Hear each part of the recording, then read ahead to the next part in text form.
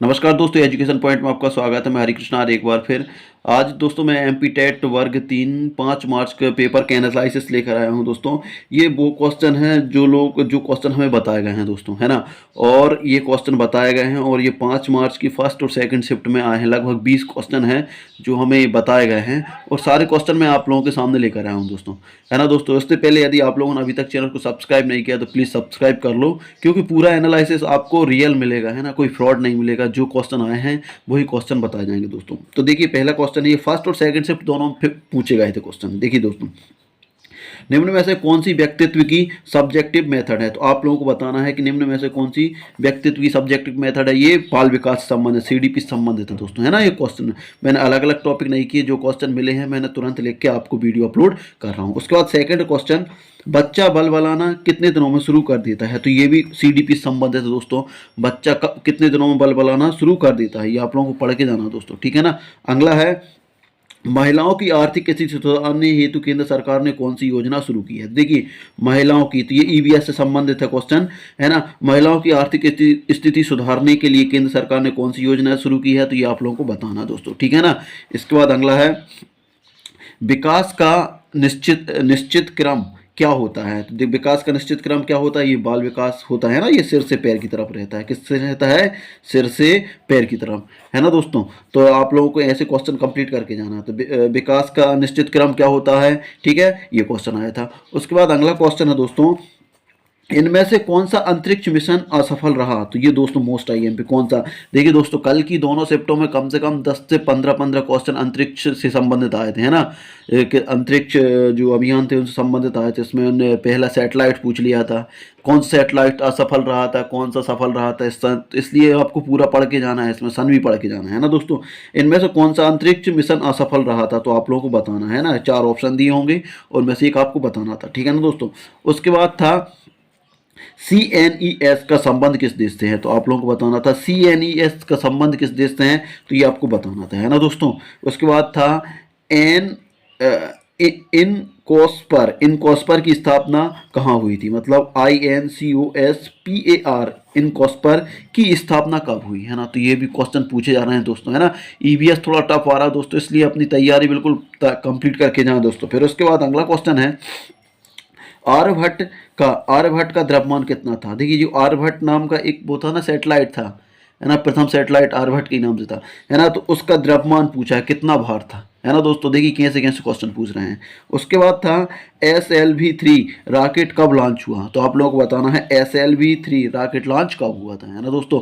उसके बाद 10वां था, आर्यभट्ट का कक्षीय जीवन काल कितना है। आर्यभट्ट का कक्षीय जीवन काल। देखिए दोस्तों, आर्यभट्ट से संबंधित बहुत सारे क्वेश्चन पूछे जा रहे हैं, है ना। तो जितने भी अंतरिक्ष विज्ञान है, अंतरिक्ष विज्ञान को आप लोग अच्छे से कंप्लीट करके जाओ, है ना दोस्तों, क्योंकि उसमें से 8 से 10 क्वेश्चन पूछे जा रहे हैं। इसके बाद देखेंगे हम नेक्स्ट। अगला पूछा है दोस्तों, देखिए ये पूछा है, चांगपा जनजाति के लोग अपनी भेड़ बकरियों को कहाँ बांधते थे। ये पूछा दोस्तों, चांगपा जनजाति के लोग अपनी भेड़ बकरियों को कहाँ बांधते थे। ये 5th क्लास की बुक में से पूछ लिया दोस्तों, है ना। ये NCERT बुक का है ना। TRLS का फुल फॉर्म क्या है, ये आप लोगों को बताना है। TRLES का फुल फॉर्म क्या है दोस्तों। विश्व की पहली सैटेलाइट कब लॉन्च हुई। देखिए सैटेलाइट, फिर आ गया अंतरिक्ष विज्ञान संबंधित क्वेश्चन। विश्व की पहली सैटेलाइट कब लॉन्च हुई थी। देखिए फिर उसके बाद है, एक वर्ग का विकर्ण, ये गणित का दोस्तों, एक वर्ग का विकर्ण 1 सेंटीमीटर है तो इसका क्षेत्रफल क्या होगा। अब देखिए विकर्ण उसने दिया है, विकर्ण कितना दिया है, एक वर्ग का विकर्ण कितना दिया है, 1 सेंटीमीटर। तो इसका क्षेत्रफल भी क्या होगा, 1 ही सेंटीमीटर होगा दोस्तों, है ना। तो इसको सॉल्व करना है दोस्तों।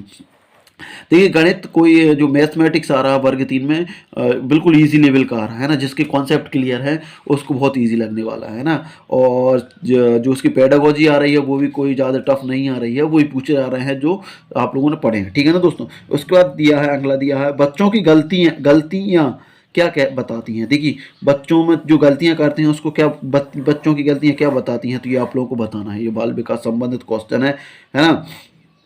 उसके बाद गणित का क्वेश्चन है दोस्तों, देखिए मिश्र धातु में 26% तांबा है तो 260 ग्राम तांबा प्राप्त करने के लिए कितने मिश्र धातु की आवश्यकता पड़ेगी, है ना।